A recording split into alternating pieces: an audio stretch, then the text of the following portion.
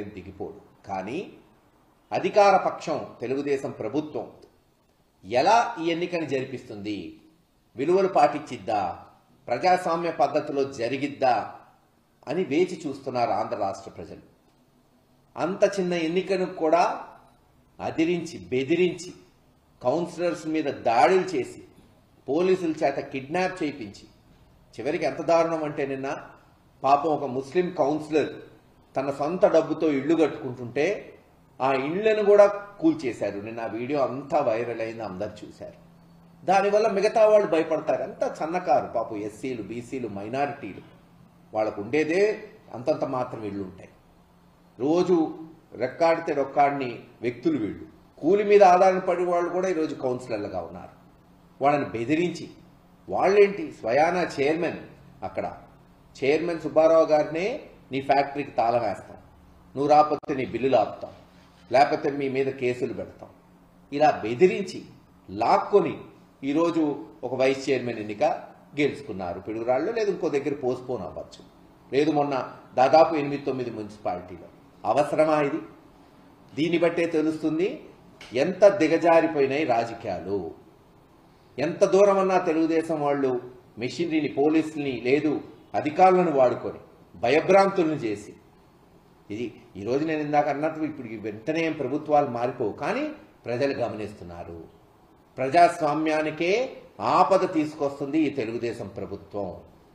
అక్కడే కాదు, నిన్న మీరు దెందులూరు చూస్తే అక్కడ చింతమనేని ప్రభాకర్ గారు ఎంత బూతులు తిట్టి మళ్ళీ కేసులు మళ్ళీ అబ్బాయి చౌదరి మీద. ఇవన్నీ కూడా ఒక తార్కాణం ఎలా ఈ ప్రభుత్వం దిగజారిపోతుంది. చెయ్యాల్సిన పనులు, ఇచ్చిన హామీలు నిలబెట్టుకోకుండా ప్రజలు నిలదీస్తారనే భయంతో పక్కదారి పట్టడానికి ఈరోజు ఈ గొడవలు. ఏది ఏమైనా జగన్మోహన్ రెడ్డి గారి నాయకత్వంలో ప్రజాస్వామ్య పద్ధతిలోనే మేము ముందుకు పోతాం. తప్పకుండా ప్రజల వద్దకు పోయి ఎండగడతాం. ఎక్కడ జంకేది లేదు. ఈరోజు ఏదో భయభ్రాంతులు చేసి బెదిరించి, లేదు డబ్బులు ఇచ్చి 2-3 లక్షలు కొంతమంది కౌన్సిలర్స్ లాక్కున్నంత మాత్రాన వైఎస్ఆర్సీపీ ఎక్కడా బెదర్దు, క్యాడర్ కిందకు పోయేది లేదు. జగన్మోహన్ రెడ్డి గారి బొమ్మతో ఈరోజు ఆ కౌన్సిలర్ని గతంలో సృష్టించాం. ఇటువంటి వాళ్ళని 100 మందిని సృష్టించే దమ్ము, ధైర్యం జగన్మోహన్ రెడ్డి గారికి ఉంది, ఈ పార్టీకి ఉంది. ఒకళ్ళిద్దరు మారినంత మాత్రాన, రాజ్యసభలో వాళ్ళు పోయినంత మాత్రాన, ఎమ్మెల్సీలు మారినంత మాత్రాన, లేదు కౌన్సిలర్స్ని లాక్కున్నంత మాత్రాన ఈ పార్టీ చెక్కు చెదరదు. ఎందుకంటే పైన జగన్మోహన్ రెడ్డి గారు, కింద కార్యకర్తలు అండగా ఉన్నారు, నికార్సుగా ఉన్నారు, ధైర్యంగా ఉన్నారు. ముందుకు పోతాం. ప్రజాస్వామ్య పద్ధతిలో ప్రజాక్షేత్రంలో తెలుసుకుంటాం. రేపు జరగబోయే లోకల్ బాడీ ఎన్నికల్లో కూడా తప్పకుండా మాకు చేతనైనంత వరకు పోరాటం చేస్తాం.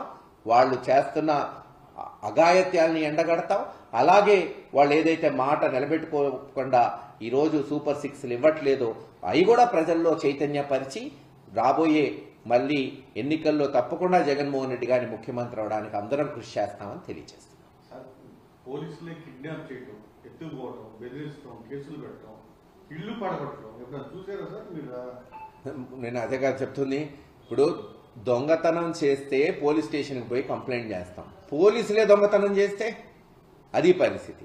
ఎక్కడన్నా గతంలో లోకల్ బాడీల్లో ఎక్కడ చెదురుముదురు సంఘటనలు జరిగేవి, జరగలేదు అన్నట్లా గత 20-30 సంవత్సరాల నుంచి. కానీ పోలీసులే కిడ్నాప్ చేయటం, కౌన్సిలర్ ఇళ్లకపోయి వాళ్ళని బెదిరించడం, మీ మీద కేసులు ఉంటాయని పిలిపించుకొని వాళ్ళని మీరు మారకపోతే, పార్టీ మారకపోతే రేపటి నుంచి మీరు ఊర్లలో ఉండలేరు, మీ వ్యాపారాలు చేసుకోలేరు, బెదిరించినప్పుడు ఏం చేయగలుగుతాం? అందుకే చెప్తున్నాం కదా, తప్పకుండా ఇవన్నీ కూడా జగన్మోహన్ రెడ్డి గారు రికార్డ్ చేస్తున్నారు. మొన్న జగన్మోహన్ రెడ్డి గారికి కూడా హామీ ఇచ్చారు. ఎవరైతే అధికారులు ఈ రోజున ఎవరైతే ఈ బెదిరింపులు చేస్తున్నారో రేపు వీళ్ళందరి మీద కూడా వైఎస్ఆర్సీపీ ప్రభుత్వం వచ్చిన తర్వాత కేసులు ఉంటాయి. ఇవన్నీ కూడా ఎంక్వైరీ జరుగుతాయి. ఏదో ఈరోజు అయిపోయింది వదిలేస్తాం సిఐల్ని, ఎస్ఐల్ని, చాలా మంది పోలీస్ స్టేషన్ తీసుకెళ్లి కొడుతున్న దాఖలాలు కూడా ఉన్నాయి సిఐ. అటువంటి వాళ్ళ మీద రేపు మళ్ళీ ఎఫ్ఐఆర్లు బుక్ అవుతాయి. ఆ రోజున స్పెషల్ ఇన్వెస్టిగేషన్ టీమ్స్ ఉంటాయి. మొన్న జగన్మోహన్ రెడ్డి గారు కూడా ప్రత్యేకంగా పల్నాడు, గురజాల, మాచల్ల మాకు మాట ఇచ్చారు. ఎవరైతే అధికారులు అతిగా చేస్తున్నారో వాళ్ళని ఎంక్వైరీ చేసే అవసరమైతే వాళ్ళ ఉద్యోగాల నుంచి డిస్మిస్ చేయబోతుంది వచ్చే వైఎస్ఆర్సీపీ ప్రభుత్వం అని చెప్పారు. రేపు బహుశా పల్నాడు వచ్చినప్పుడు ఆయనే స్వయంగా ప్రకటన కూడా చేయబోతున్నారని తెలియజేస్తున్నారు. చిన్న కార్యకర్త కౌన్సిలర్ అయ్యాడు వైఎస్పీ, అతను 2 ఇళ్ళు సాయంత్రం పూర్తి చేయడానికి ఎట్లా చూస్తారు? చెప్పాను కదా, నిజంగా అటువంటి కౌన్సిలర్లని సెల్యూట్ చేయాలి. నాలాంటోడు చేస్తున్నాం కూడా.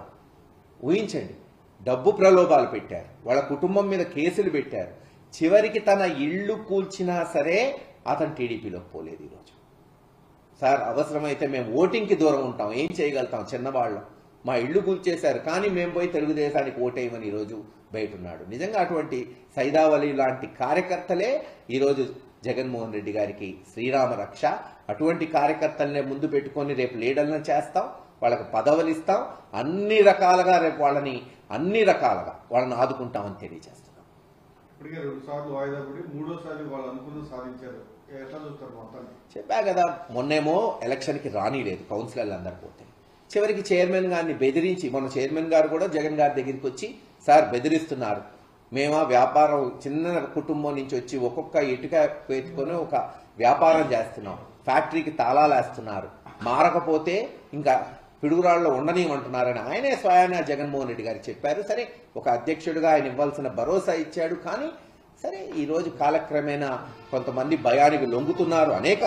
ఒక్కడే అనట్లేదు కదా, రాజ్యసభలో లొంగిన వాళ్ళు రాజ్యసభలో లొంగారు, కౌన్సిలర్లు లొంగారు, అలాగే ఈ చైర్మన్ వాళ్ళు లొంగారు. ఏది ఏవైనా ఒకళ్ళు పోతే రేపు 100 మందిని సృష్టిస్తుంది ఈ పార్టీ అని తెలియజేస్తున్నాం. రాష్ట్రంలో పరిస్థితి చూస్తే ఏమనిపిస్తుంది సార్? దాడులు, కేసులు చెప్తేనే 9 నెలల నుంచి జరుగుతున్నది. అసలు law and order complete fail అయిపోయింది. ఇంత భ్రష్టు పట్టిన ప్రభుత్వం 9 నెలల్లో నేనైతే ఈ 30 ఏళ్లలో చూడలేదు. ప్రజలు ఇంత తిరుగుబాటు, ఎందుకంటే ఒక పండగలాగుండేది జగన్మోహన్ రెడ్డి గారు ఉన్నప్పుడు. ఒక క్యాలెండర్ పెట్టి ప్రతి 3 నెలలకి ఇదిగో అన్నమాట ప్రకారం ఇచ్చేది. ఇప్పుడు 9 నెలలు అయిపోయింది. మొన్న చూసాం సంక్రాంతి, వెలవెల్లాడిపోయిన ఈ షాపులన్నీ పాపం. బట్టల కొట్లు కానీ ఏవి కూడా ఎక్కడా కళలేదు. అంతేకాదు ఈరోజు చాలామంది పాపం ఫీజులు కట్టుకోలేక చదువులు ఆపుకునే పరిస్థితి, వాళ్ళకి ఏం చేయాలో అర్థం కావట్లా. చివరికి డ్వాక్రా మహిళలు నెల నెల పాపం వాళ్ళు ఎదురు 5,000 కట్టాల్సి వస్తుంది. వాళ్ళు ఏదైతే లోన్ తీసుకున్నారో అవన్నీ కూడా, ఇవన్నీ కూడా ఉద్యమం రాబోతుంది, తిరుగుబాటు రాబోతుంది. ఎస్, తొందరగా 9 నెలలే అయింది కాబట్టి ప్రజలు బయటపడకపోవచ్చు. అదే మీరు 3వ సంవత్సరం 4వ సంవత్సరం వచ్చేటప్పటికి ఒక పెద్ద ఉద్యమమే ఈ రాష్ట్రం చూడబోతుందని తెలియజేస్తారు.